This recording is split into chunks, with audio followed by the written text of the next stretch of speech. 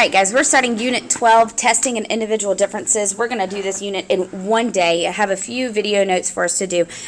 Excuse the printer in the background. I'm printing a pretty large document and it's taking a while, so you're going to hear that going in the background. So just that's what that is.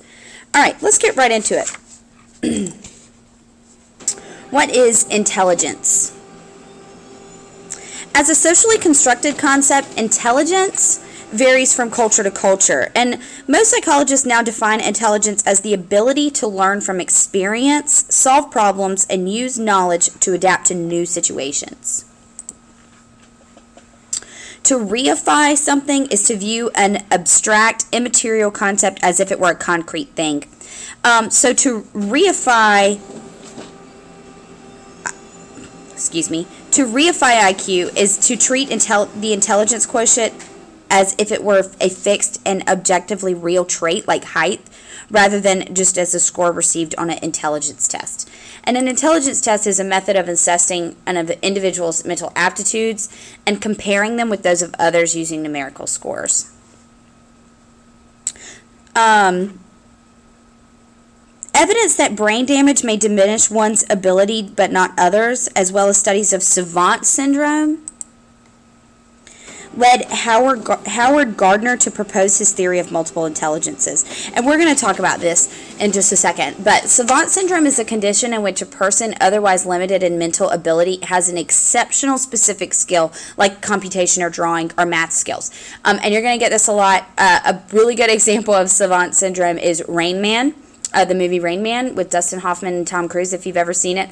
Also, maybe some of you are more familiar with Zach Galifianakis, and I forget his character's name in The Hangover, but when he goes to Las Vegas and he gets to count cards and stuff, that's a really good example of savant syndrome as well. So let's talk about intelligence as a general mental ability. Psychologists agree that people have specific abilities like verbal and mathematical aptitudes. However, they debate whether there's a general intelligence or a G factor and whether it runs through them all. Charles Spearman is a psychologist that says that it does. Factor analysis has identified several clusters of mental abilities, including verbal intelligence, spatial ability, and reasoning ability. Still, there seems to be a tendency for those who excel in one of the clusters to score well on others. And this is suggested by the results of L.L. Thurstone's rankings of people's primary mental abilities. Some psychologists today agree with Spearman's notion that we have a common level of intelligence that can predict our abilities in all other academic areas.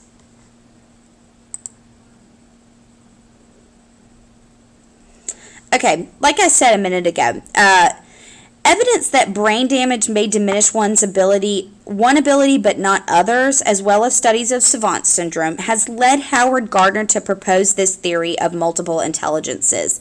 And these include linguistic, logical, mathematical, musical, spatial, bodily, kinesthetic, interpersonal, and naturalist.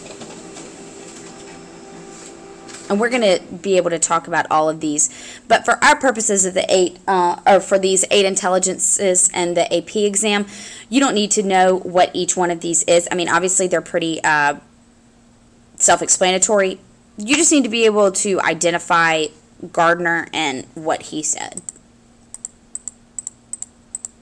And here's perfect examples of these aptitudes.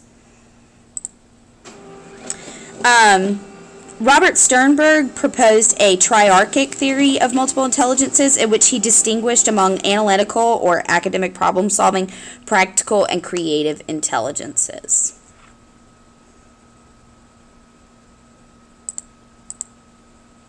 So this is a really good chart that's going to compare the theories of intelligence. Remember, we have a ton.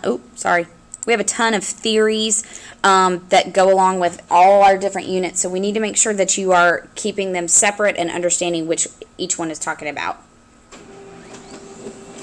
But that's the end of video 1. Thanks, guys.